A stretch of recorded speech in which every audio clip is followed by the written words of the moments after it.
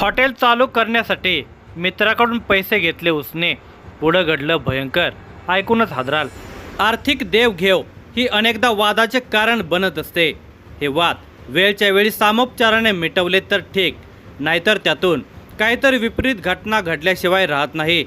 कोल्हापूर जिल्ह्यामध्ये एका हॉटेल चालकाने एका दुकानदाराकडून काही रक्कम घेतली होती. या पैशावरून दोघांच्यामध्ये वाद निर्माण झाले होते. या वादाचा उद्रेक झाला आणि पैसे परत मागता मागता दुकानदाराने हॉटेल चालकावर हल्ला केला.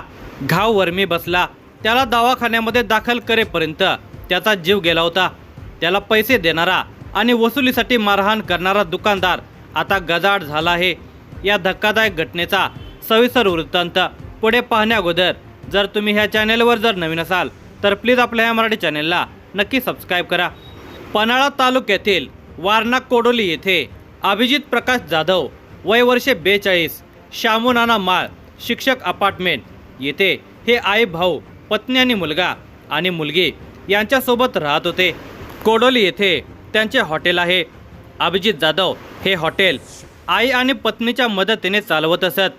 हॉटेल व्यवसाय वाढवण्यासाठी अभिजित यांना पैशांची गरज होती, म्हणून त्यांनी कोडोली येथे राहणारा संदीप पाटील, सध्या राहणार पेपर मिल जवळ कोडोली, तालुका पन्हाळा, मूळ राहणार थेरगाव, तालुका शाहूवाडी, जिल्हा कोल्हापूर याच्याकडून व्याजाने पैसे घेतले होते.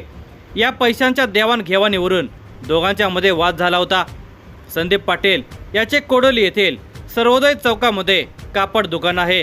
रविवार दिनांक 10 मे 2026 रोजी अभिजित हे चौकातून जात असताना संदीपला दिसून आले.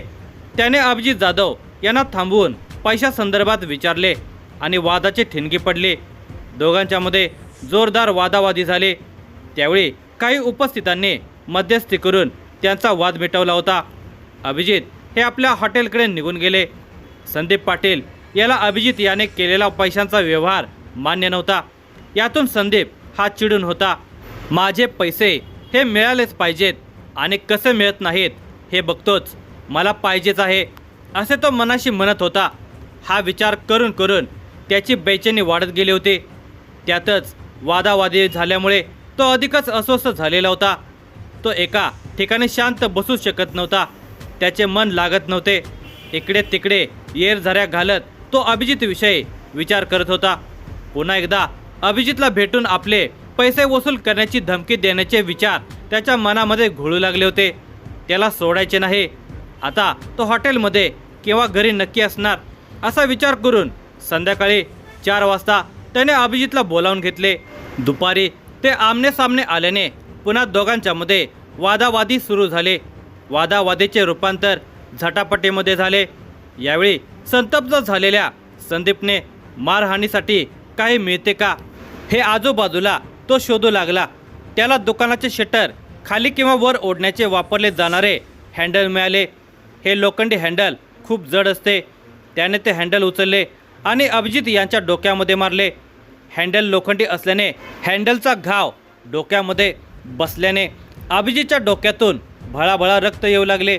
बघता बघता त्याचे कपडे रक्ताने माखले.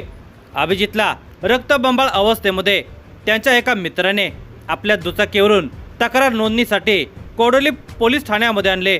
तक्रार नोंदवत असतानाच अभिजितला चक्कर येऊ लागली. तात्काळ कोडोली पोलिसांनी त्याच्या मित्राच्या सहाय्याने त्याला उपजिल्हा रुग्णालयामध्ये दाखल केले. परंतु खूपच रक्तस्राव होऊन गेल्याने अभिजित जाधवची प्रकृती चिंताजनक झाली होती. डॉक्टरांनी त्याला कोल्हापूर शहरातील CPR रुग्णालयामध्ये दाखल करण्याचा सल्ला दिला. त्यानुसार त्याला ॲम्ब्युलन्समधून कोल्हापूरकडे आणत असतानाच शिवाजी पुलाजवळ पोहोचण्यापूर्वीच त्याची प्राणज्योत मालवली. आपण केलेल्या हल्ल्यामध्ये अभिजित जाधव मरण पावल्याचे समजताच संदीप पाटील फरार झाला. दरम्यान मयत अभिजितला CPR रुग्णालयामध्ये आणले गेले. तेथे तो मयत झाल्याची खात्री करण्यात आली. त्यावेळी अभिजितच्या नातेवाईकांनी CPR रुग्णालयासमोर गर्दी केली. आरोपीला अटक केल्याशिवाय मृतदेह ताब्यात घेणार नाही अशी भूमिका नातेवाईकांनी घेतल्याने रात्री उशिरापर्यंत तणाव निर्माण झालेला होता. अभिजितच्या पत्नीने फोडलेला हंबरडा काळीच पिळवटून टाकणारा होता. कोडोली पोलिसांनी खबरदारीचा उपाय म्हणून संदीप पाटील याच्या कापड दुकानाबाहेर रात्रभर कडेकोट बंदोबस्त ठेवलेला होता। संशयित आरोपीला ताब्यात घेतल्याची माहिती पोलिसांनी नातेवाईकांना देताच मृतदेह ताब्यात घेण्यात आला। घटनास्थळी शाहूवाडी विभागाचे पोलीस उप अधीक्षक आप्पासाहेब पवार, सहाय्यक पोलीस निरीक्षक चेतन मसुटगे यांनी तपासाबाबत सूचना दिल्या। संदीप पाटील याच्या विरुद्ध भारतीय न्याय संहिता कलम 103(1) नुसार गुन्हा दाखल केला असून पुढील तपास कोडोली पोलीस ठाण्याचे सहाय्यक पोलीस निरीक्षक चेतन मसुटगे यांच्या मार्गदर्शनाखाली कोडोली पोलीस करत आहेत।